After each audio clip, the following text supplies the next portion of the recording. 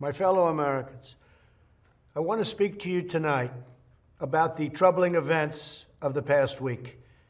As I have said, the incursion of the U.S. Capitol struck at the very heart of our republic.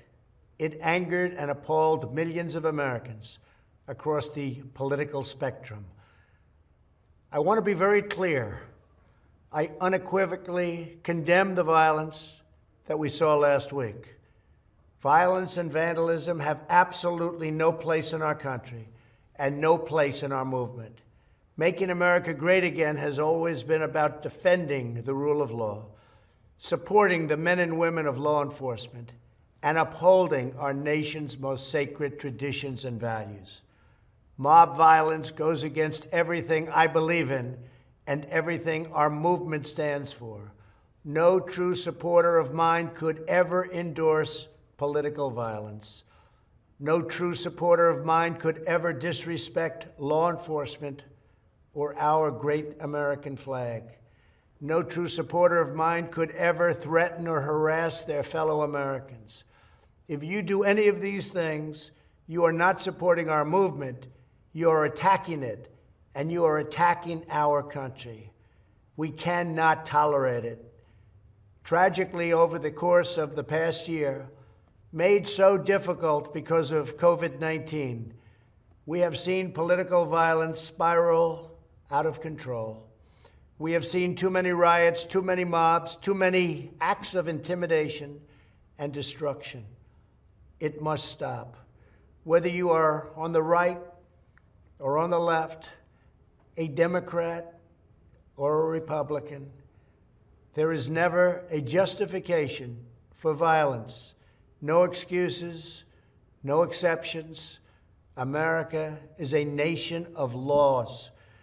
Those who engaged in the attacks last week will be brought to justice. Now I am asking everyone who has ever believed in our agenda to be thinking of ways to ease tensions, calm tempers, and help to promote peace in our country.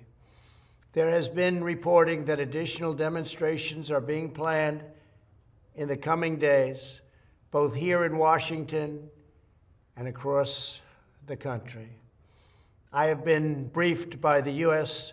Secret Service on the potential threats. Every American deserves to have their voice heard in a respectful and peaceful way. That is your First Amendment right.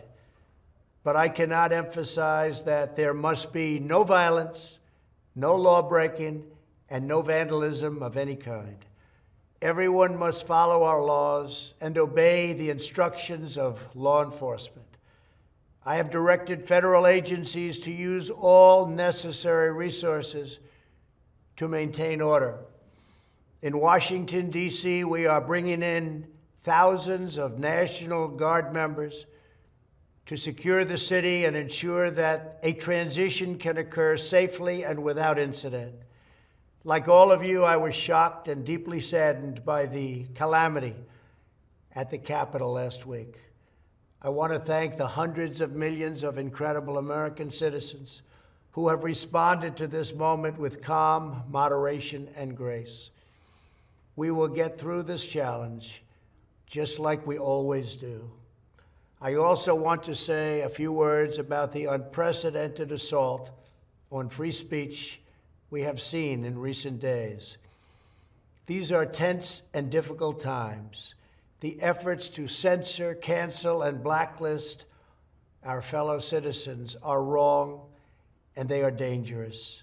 What is needed now is for us to listen to one another, not to silence one another. All of us can choose by our actions to rise above the rancor and find common ground and shared purpose.